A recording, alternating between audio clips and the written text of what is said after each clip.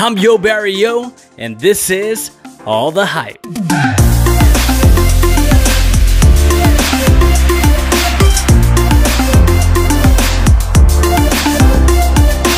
Hello and welcome to All the Hype. I am Yo Barry Yo. Today with me we have It's Just Dtrain. Hey, how's it going? It is going great. How are you doing today? I'm doing good as well. And again, this is All the Hype, so we're going to be pretty much learning a lot of things about Dtrain. But before we get started, go ahead and just give us a little quick introduction, a brief introduction of who you are. My name is Aaron. I've been a content creator as well as a firefighter for going on 3 or 4 years now in content creation and many years in firefighter and public safety. I'm married with one kid and one dog, and that's pretty much my life in a nutshell. We'll go ahead and start off with first with, like you said, the content creation on TikTok, because right now you are a Pokemon content creator. I guess you'll consider yourself that, but your early content, it wasn't Pokemon, it was actually Star Wars. Yeah, let's talk about some Star Wars stuff.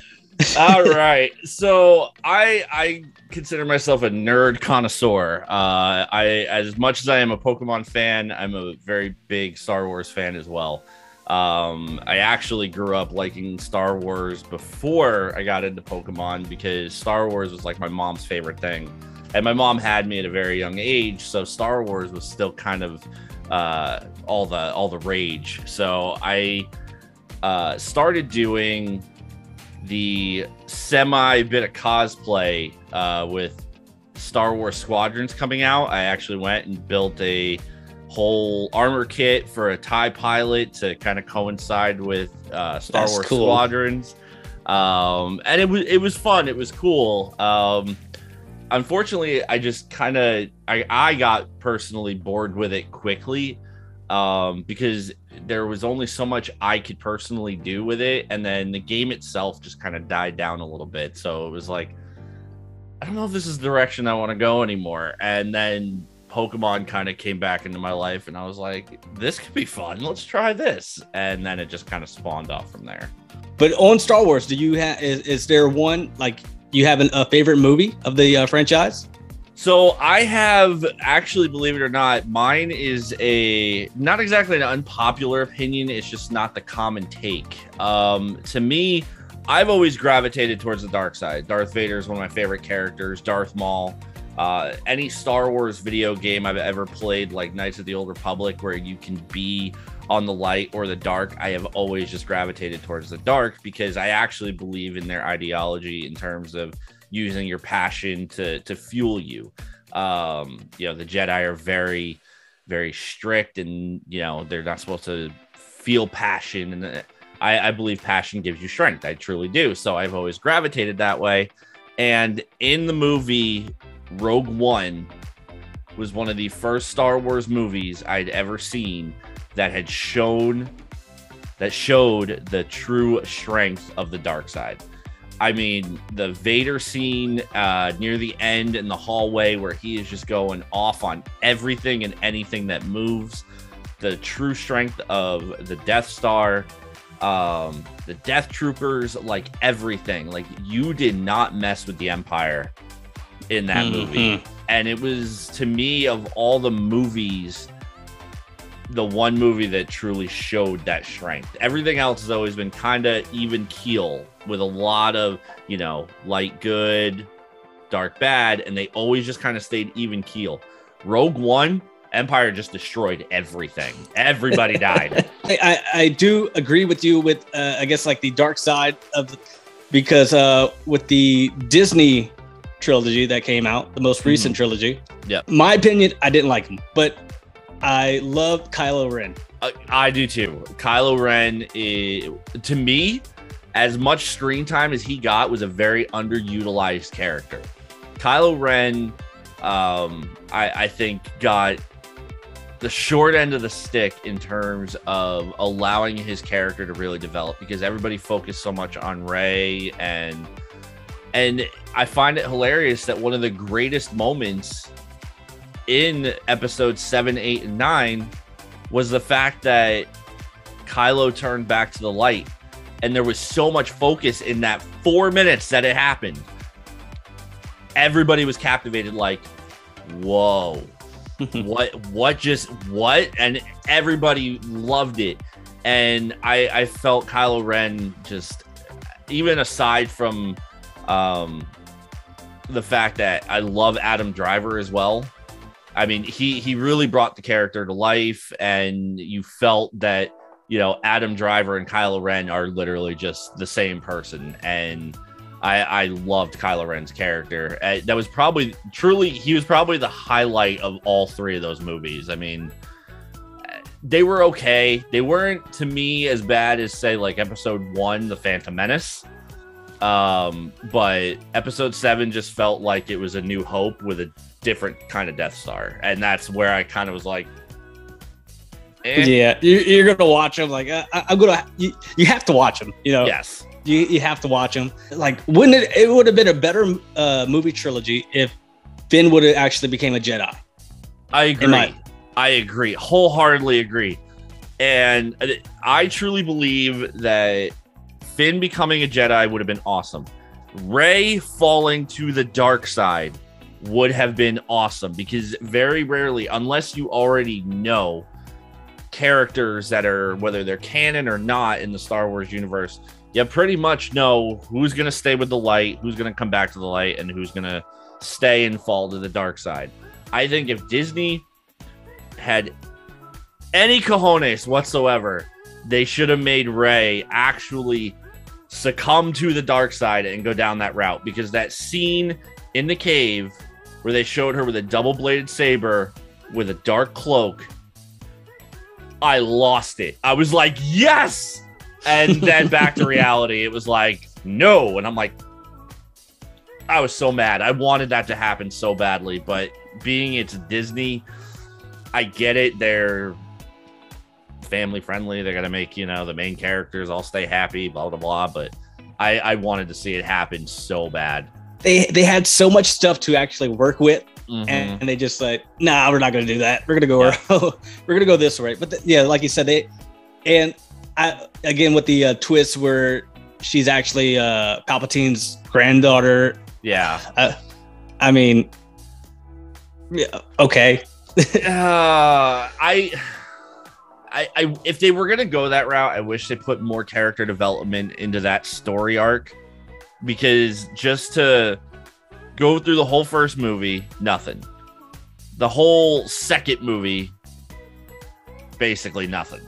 So you really didn't get everything. Really, you didn't get much of the whole series until the last movie. Everyone gives the last movie so much crap. But really, everything that happened in the first two, nothing culminated until the last movie. You didn't have any cool little side bits that happened that made you really want to come back and see that last movie to see how everything, you know, from maybe the first one and the second one, you know, you had little things leading up to the third one. Literally everything just happened in the third, and it just felt super rushed. And I think that's what drove me the most insane about that series, was it just felt rushed. It was rushed, and it didn't feel consistent with the swapping of directors from the first and second movie. No. The only thing, in my opinion, the only thing that Disney got right with Star Wars is all the side projects with Rogue One, Han Solo, and Mandalorian. Yep. They got those right. I agree. Rogue One, as I said, is my favorite, probably my favorite Star Wars movie ever. Solo was good. It wasn't great, but it was good. I would say of all the side projects, that one would probably be my least favorite. Mm-hmm. I love the characters and the actors they chose. Again, the story it didn't feel cohesive to me. And then we get a glimpse of Darth Maul and then nothing at the end. That drove me insane. And then you've got Mandalorian, which is amazing. You got the Book of Fett coming out very, very soon. You got Ahsoka coming out very, very soon. And another thing that's actually still slept on by a lot of Star Wars fans are the cartoons. Watch the cartoons. I personally haven't watched cartoons, but I hear Clone Wars is where it's at. Okay, again, unpopular opinion in terms of the cartoons. Clone Wars is great, and if you enjoyed Attack of the Clones Episode 2, you're going to enjoy the Clone Wars. Now, for me, because I love the Empire and everything that happened after the Clone Wars, Star Wars Rebels, amazing. Absolutely my favorite animated series that Star Wars has done so far.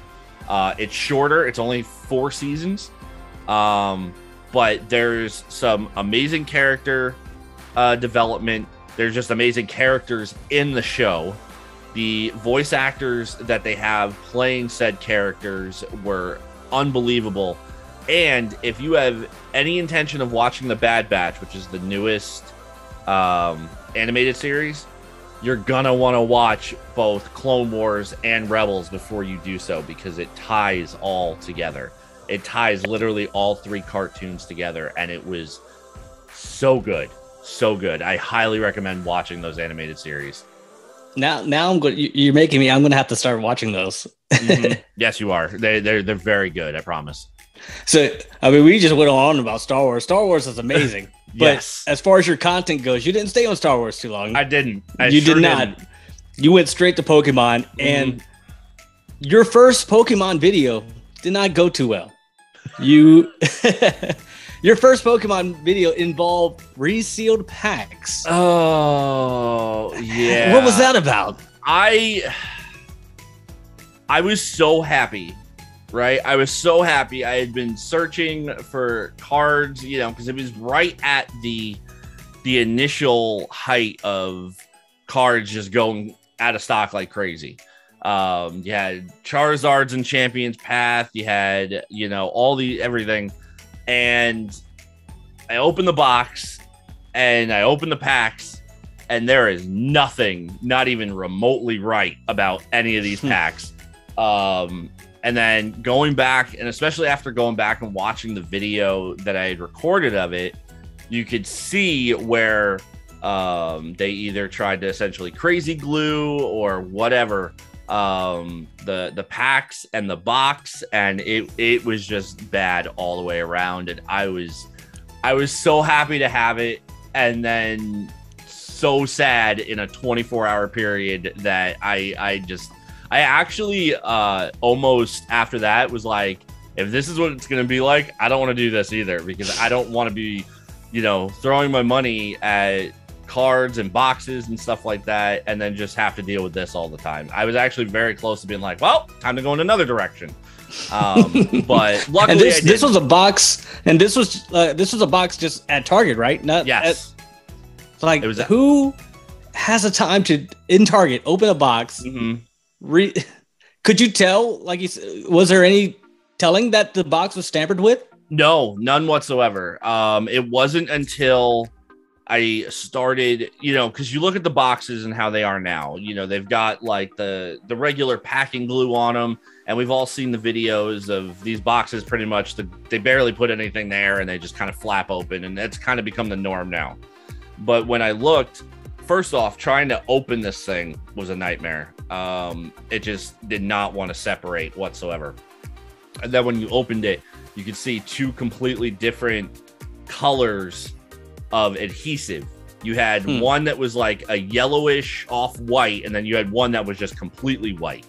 And you could see the pattern that you generally see on the boxes now of the adhesive. It kind of goes in a line and a squiggle and this, that, and the other. This other one was just all over the place. And it was so upsetting. I was not happy. And yeah, I had no idea it was tampered with. I had thought when I first opened it, I'm like, wow, this is really hard. Like, this is difficult. What is this? And I didn't think anything of it until I started opening up the packs and seeing what was in them, or lack of what was in them. Basically, these packs had some kind of hits in them, because some of them only had nine cards in them. Some had, I think one of them had a bunch of energies in them, and then some other cards. it was just, it wasn't even a good attempt at a resale. It was just bad all the way around. And that's a shame, really, for I guess your first experience getting back into the Pokemon hobby to deal with a resealed box. Yeah, not a good time. Definitely. I can only imagine what must have been going through your head with that. But what was the actual reason for you wanting to actually get back into the Pokemon hobby? So obviously, like a lot of us, quote unquote, older collectors, you know, we started out, you know, young and opened up base set and jungle and fossil and this, that, and the other. I took a very long time off of cards. I had always played the video games. I did take a break from those for a while as well. And then I kind of started just wanting to get back into Pokemon games first. And then one day I went to Walmart well before everything that's been going on in the world and before scalping was a huge issue, back when literally shelves were stocked any day of the week.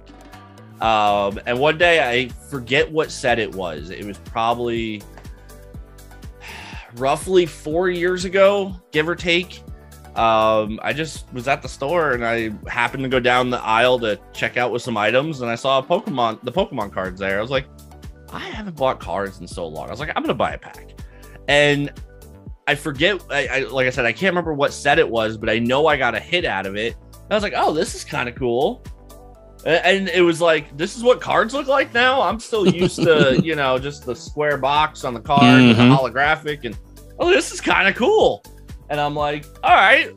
So I told the wife, I was like, hey, I bought a pack of Pokemon cards. I got a cool card, I think. She's like, oh, that's cool. And then as we were going to stores together, she was like, hey, you want to grab another pack? I'm like, yeah, sure. So my bad habit was originally fed by my wife. Now I'm pretty sure she just wants to take my wallet away.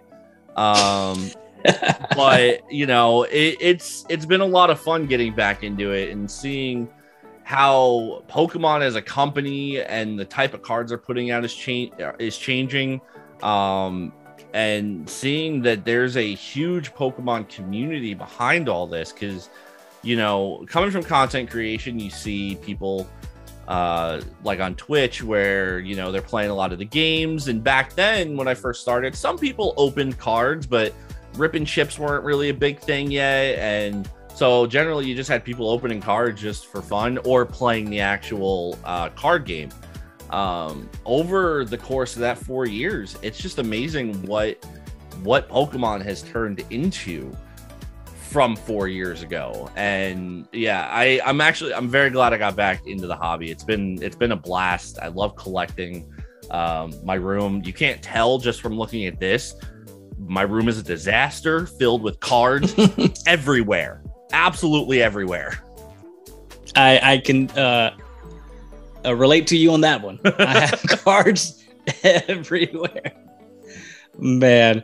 But it is cool because, like you said, you just wanted to get the Pokemon cards and just, you know, see what they were about to get in. Yep. And now you're like really deep, I would say, into this Pokemon community. Do you have like an early memory of, like, I guess, really where you actually saw it, where, okay, this is actually a community where people like, do you have something like that? Like an early memory of that? So my earliest memory, aside from like when my friends, you know, that I had, you know, very young, we were all into Pokemon cards and playing the Game Boy games and stuff like that. And when I started realizing how big it really was I was actually in the original Pokemon League that Toys R Us ran. And really? I went, yes. And it was, I used to know how to play this game. Keyword used to. I'm still trying to remember. I got to watch Flea every once in a while and figure out what I'm doing. But I went every week. It was either a Saturday or a Sunday. And it was just tables in a section of Toys R Us that just tables upon tables upon tables. And you just had kids just playing matches. You had the judges that were there to determine how many wins you actually had and stuff like that through the day. And you got this little punch card, and every time you filled that punch card with victories, then you got your next badge. So basically you needed 80 victories to win all 8 badges. And then after that, Toys R Us would put you at the end of the season, so to speak. They took everybody that won and participated in all 8 badges, and then you went into another tournament to become like the Pokemon Master. And really all that was another cool badge you got. And I think Toys R Us gave like a $50 gift card to the winner or something like that. I got to, this is where my long-term memory kicks in. My short-term memory is terrible, but my long-term memory is awesome. I got to the 3rd round of, I think it was 5. I think we had 10 people in my Toys R Us area that made it to the championships, and I made it through round 3 and then lost in round 4. And then, but that is probably one of the coolest. I don't know why that memory has been able to stick in my brain for so long, but you know, I wish I kept the badges. Like they were actually like pins, like, you know, like the pin collection pins we get now. They were literally just pins, and I always just kept them on a jacket, kind of like Ash did, and you know, and that was my first memory of like seeing what a Pokemon community was like. I never would have guessed it would evolve from 10-year-olds playing in Toys R Us to what it is now. I would have never guessed that. That is like very cool story with the like you said, the Toys R Us gym battles, really. Yeah. And because me personally, I just collected the cards. I never actually got into the competition playing it. Still to this day, I don't know how to play Pokemon. So we can learn how to play together. You learn again how to play. But no, that's like super cool. And you know, just everybody coming together playing this Pokemon game. Yes. And then like you said, it's just, I gotta give Pokemon props. They created these tiny little monsters.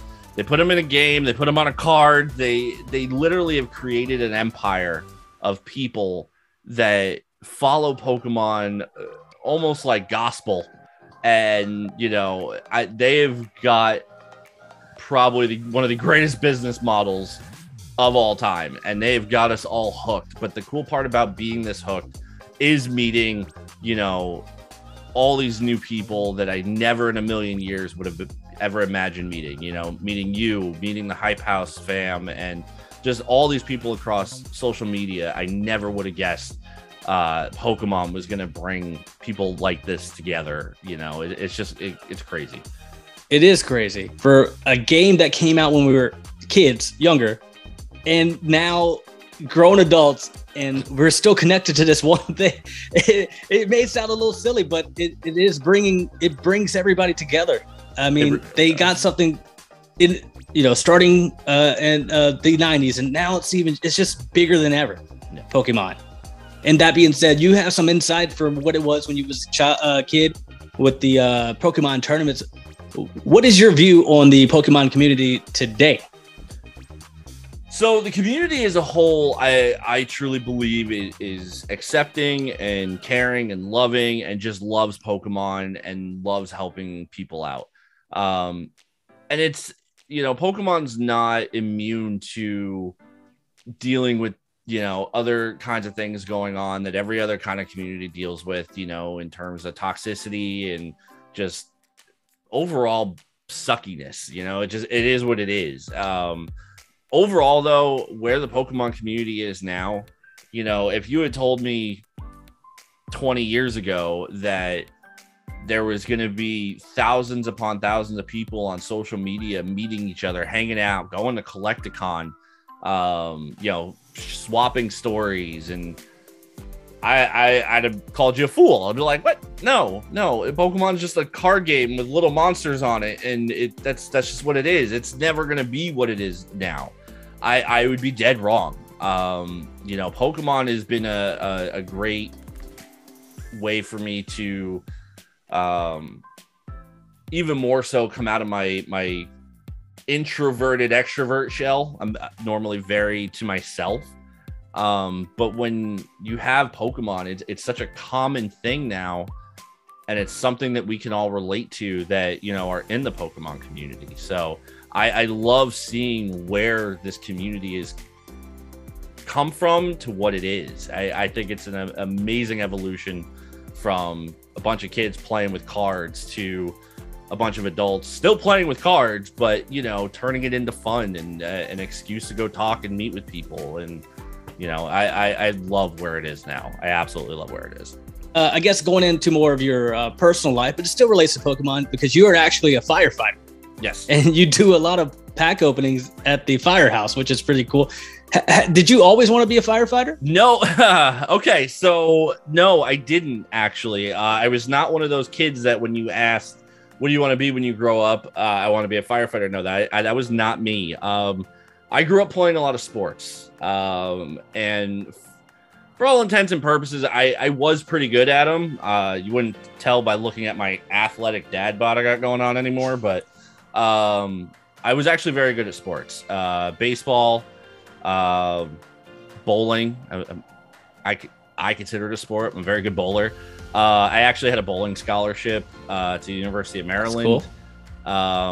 But up until the age of 13, I wanted nothing to do with firefighting and public safety. I come from a family, multi-generational family of firefighters, police officers, 911 dispatchers, the whole works, pretty much anything to do with public safety. And as I was becoming a teenager and kind of figuring out who I was like, I don't want to do that. I want to do me. I want to do something for me that is different. Obviously we see how that turned out, but the reason it turned out that way was I was, for lack of a better term, a royal pain in the butt as a kid growing up. My dad used to get on me a lot about things I was or wasn't doing around the house. I needed to pay attention more in school. So, you know, I know my dad, who, you know, he's no longer with us, but I know that he was never mad at me when I was a kid. He was just disappointed I wasn't doing the right things. And then one day I kind of looked at it as an opportunity to maybe get a little bit closer to my dad to kind of bridge that gap, because he was in one place as my father, expecting me to be somewhere. And then as my father, I expected him to kind of meet me somewhere in the middle. I became an EMT at 14. In the state of New Jersey, you could be an EMT at 14 as a volunteer. Really? I joined that, and then I, for lack of a better term, discovered at 14 that was not a very good EMT, so I jumped to the rescue truck, which is where my dad used to run, until I became old enough to be a firefighter, and I ran volunteer firefighting with my dad, and public safety became the way for me and my dad to bridge that gap. He started understanding me better outside of public safety, and I started understanding why he was the way he was with certain things because of the amount of stress that's added being in public safety. My father did almost everything besides being a cop. He was an EMT, he was a 911 dispatcher, he was a volunteer firefighter. So I guess I never understood the amount of stress he was under doing all that and trying to raise a family with 3 kids and then my mom.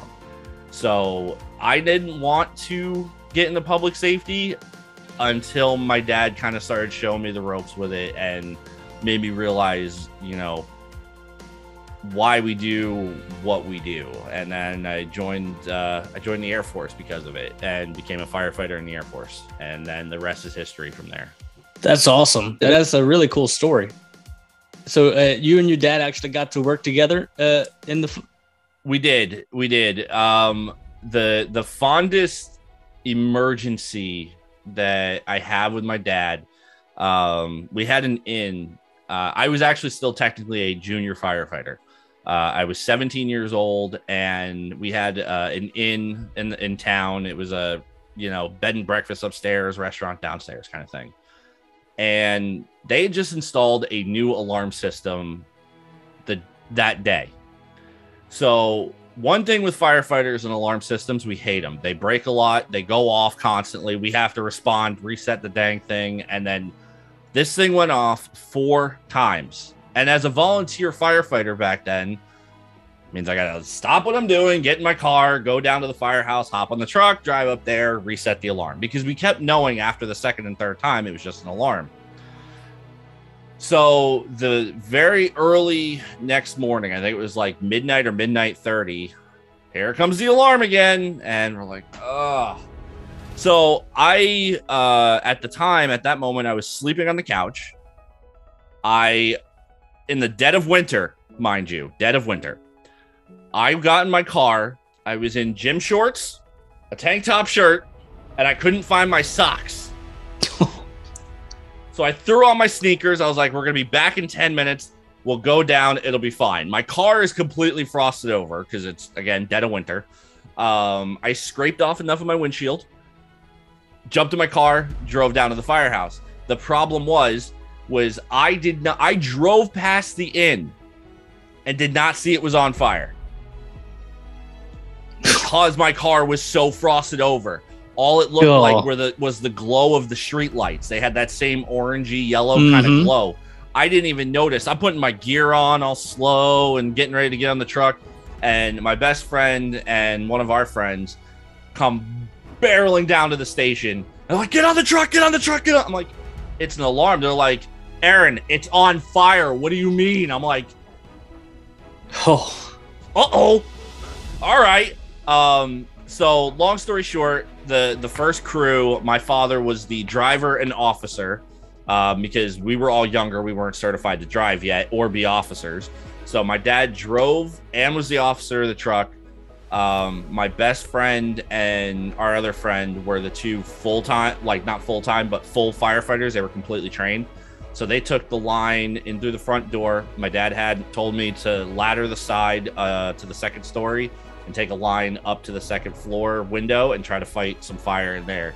And that was like the coolest thing. It was truthfully probably the one time I listened to my dad 100% perfectly and was like, I am not screwing this up. But I will always be thankful to being a volunteer firefighter because that gave me memories and moments with my dad that, you know, now with him gone, I will never, ever get back. And I'll be able to cherish those memories. And that was one of my favorites, was being a junior firefighter, having your dad, hey, go put out fire. I'm like, okay.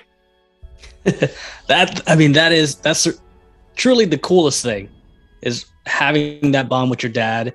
And when you was telling that story to it kept coming to me like the boy who cried wolf. Like a real life story, you know. Oh, it's just the alarm. It's just the alarm. Sure enough, it's on fire. Yeah. The best part was I didn't even notice. I drove past it. I wasn't even. My car was that iced over. I could not see out the windows to see that it was on fire. I literally had a section of my windshield. I used the ice scraper on. It was like this big. I live in a really small town. Nobody else was on the road at midnight 30. It just wasn't happening. So I was like, all right, as long as I can see ahead of me, we're good. So I saw nothing to the right of me, and I drove right past it. That's insane. Man, but that, like you said, it's a cool story, getting to work with your dad and having that experience, memories that, you know, last a lifetime. Yes. And that's just amazing. Do you have, I'm assuming that's your best firehouse story, but is there like your all-time favorite firehouse story? Firehouse story. So I've been in public safety since I was 14, and now I'm 33, turning 34 in March. So do the math. I'm coming up on 20 years in public safety. So once I joined the Air Force and became an Air Force firefighter, I was not ready for the amount of shenanigans that were going to ensue. There's a ton of running jokes in the Air Force Fire Service that every time get you. It doesn't matter if you're, you know, they just make you laugh because you have the new firefighters come in from school and they're listening to every word you say and they're doing absolutely everything you say. So basically, we used to tell kids to push start the saw and we're talking like a K12 rotary circular blade saw. We would tell them to push start it, put the blade on the ground, and run as fast as you can with the blade on the ground to push start it. I'm telling you, it gets you every time. Luckily, my uncle was an Air Force firefighter, so he already gave me a heads up to the shenanigans. I didn't fall for any of them. The other one was with the planes out there. You would tell them to go get prop wash, and they're like, prop wash? I'm like, yeah, wash for propellers. You have to go out though to get it and mix it. You have to go out with a bag, stand behind the plane as the propellers are going, and catch the air, and then that mixes with water. I swear to you, we had a kid go out with a big garbage bag. We told the cops well ahead of time that you're going to see someone stupid out on the flight line. And it's funny because you have all different definitions too within the Air Force Fire Service of what prop wash is. Some of them is literally you have to get a bucket and go just find the liquid called prop wash, and then you have to take it out to the plane. Or you tell them to stand behind and catch the prop wash in the bag, and you use that later. It's funny how shenanigans evolve over generations. But in terms of like funny shenanigans, like there's entirely too many that I've endured in my Air Force career to really even just come up with one. That's why I gave a couple short examples of that. But, you know, and then obviously any fire service and fire department, you have a ton of different calls, especially being in the Air Force. You deal with planes, you still have buildings. You know, Air Force firefighters are kind of jack of all trades because they could literally have to do anything required in the fire service. So there's just a lot of craziness that goes on though in the downtime. A lot of shenanigans. That is awesome. I mean, outside of the firehouse and Pokemon community, is there anything else that you like to do? I've really turned my my attention, you know, obviously aside from, you know, spending as much time with my family as I can. You know, I do other content creation. I've been on Twitch for going on 4 years now. And what I've really focused on, especially with Twitch, is charity month, and it's actually more charity season. I work with, you know, being a veteran, I've found a really awesome group called stackup.org that uses gaming to help veterans and troops build positive mental health. I myself, I had PTSD after my first deployment, and coming home, I didn't want to talk to anybody about it. Like once the symptoms and everything started happening and I started realizing, hey, I have an issue, I didn't want to talk to anybody about it at first. I just played games. Games are actually known to be a very therapeutic tool. So I do a lot in terms of trying to bring awareness to veterans and their mental health, and active duty troops and their mental health, you know. As I'm sure you know, and it happens everywhere, mental health is has a great stigma attached to it, unfortunately, and especially in the military. Like a lot of people sometimes refuse to seek help because they're worried it's going to affect their career, and you know, it's all about breaking that thought process. You know, so a lot of my off time, especially during the months of May and November, that's primarily becomes my focus is the charity that I work with Stack Up, and it's pretty much what takes up a lot of my extra time when I do have extra time. And then I obviously, you know, I play games with my friends and stuff like that, but you know, life is so consumed with, you know, work, and then trying to be a good dad at home and a good husband and stuff like that. It's all about finding balance, and sometimes that's just difficult to do. But yeah, that's pretty much how my downtime kind of goes. I'm usually either gaming, working on charity stuff, or I'm with my family. Yeah, and that's awesome, really, with the charity work, because mental health is a serious thing, and nobody really likes to talk about it. I think it's been mentioned before, but I think we need to do some more stuff about that with the Poké Hype House, and bring some collabs together to I guess, and shine some enlightenment on that. And love for you. Yeah. Absolutely. We collectively, have done so great building this platform on TikTok. The Poké Hype House has over 20,000 followers, and that is a great spot, for our community members and our content creators to really highlight those types of charities that are passionate to them, and I've made the comment, when we do stuff in the Hype House, it's not necessarily asking for donations, but bringing that awareness is huge. So many people struggle with different things, whether it's an illness or it's a mental health illness, and sometimes people don't know where to even look for resources. So when you bring up, say in this case, my work with Stack Up, you never know what veteran might stumble upon the Poké Hype House one day on the For You page, who's never heard of Stack Up before, but loves video games, and sees this, this video done about, the Stack Up charity, is like, these guys speak to me. I need help. And these guys, they're veterans, they're gamers. You never know who's going to see that, video of just bringing awareness to what these different charities out there do. And I think awareness can sometimes outweigh the importance of what the donation is, because if people don't know about it, doesn't matter how many donations you get, because people don't know you're there. So I definitely think awareness when it comes to charities is instrumental to any successful part of that charity. Yeah, and thanks for bringing that up, because with our platform, we have the ability to bring that awareness.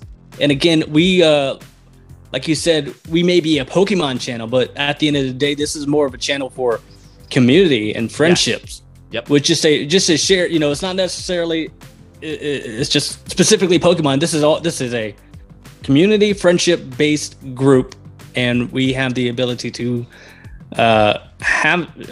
shine some light and make people aware of all this stuff. So thanks for bringing it up. We need to actually we need to start doing some more of this stuff. I'm here for it. I'm down. Yeah. Anything else? We did talk about a lot. Is there anything else that you would like to bring up? I guess I would just kind of have a message, for anybody that watches this video that is, maybe in the Pokemon community, or afraid to, put themselves out there. People are going to accept you for you. You got to put yourself out there. Make sure, you put your best foot forward and take a risk, take a calculated risk, but take a risk. I stumbled upon the Poké Hype House, literally stumbled. The biggest reason I even figured out how the Poké Hype House came to be was because our friend Amelia won one of my giveaways. And then we discovered that she lived 15 minutes from me. And then we started talking about the Poké Hype House. And then Manny messaged me, and then that was it. But, back in the day, I would never have, been like, hey, you want to just meet up and I'll just hand it to you so I don't, so it saves on shipping. And you're 15 minutes away. Why am I paying for shipping? But back then, years ago, I would have been like, yeah, here, stamp it, gone, bye. Because I always was nervous to put my best foot forward and talk to people. So for those people that are out there that are nervous or, that are maybe introverted like myself, like I said, take a calculated risk and, let yourself be known to the Pokemon community and, and to the Poké Hype House, and, let us know who you are. Get to know us. We like to get to know you. Exactly. Be true to yourself. It shines, and it feels so great to just be loose and break out of that shell. Oh God, yeah, it does. Absolutely. Well, thanks again, everybody, for joining in and watching. This has been All the Hype with It's Just Dtrain. I'm Yo Barry Yo. We'll see you next time. Bye.